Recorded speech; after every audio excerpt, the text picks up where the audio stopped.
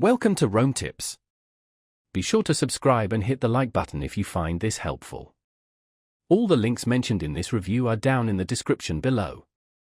Also, keep in mind that this is my personal experience using these services. Today, we're diving into the world of VPNs and looking at two popular options, NordVPN and ProtonVPN. You can find links to both services in the description below. NordVPN at https://nordvpn.com and ProtonVPN at https://protonvpn.com. Choosing the right VPN can be a daunting task, with so many providers boasting various features and pricing.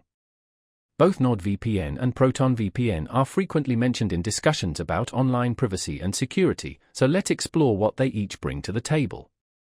I'll share my experience using both services and highlight some of their key strengths and weaknesses to help you decide which one might be the best fit for your needs. This isn't a deeply technical comparison, but rather a practical overview based on my own usage. Factors like server locations, connection speeds, and ease of use are all important considerations when selecting a VPN, and we'll touch upon these points for both NordVPN and ProtonVPN.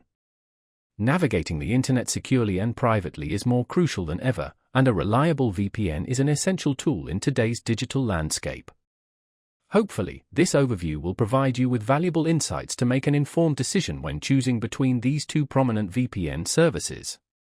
Whether you're concerned about bypassing geo-restrictions, protecting your data on public Wi-Fi, or simply enhancing your overall online privacy, understanding the nuances of different VPN providers is key.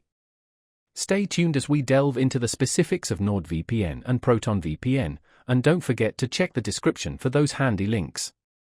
Remember, your online security is paramount, and choosing the right VPN is a significant step in protecting your digital footprint.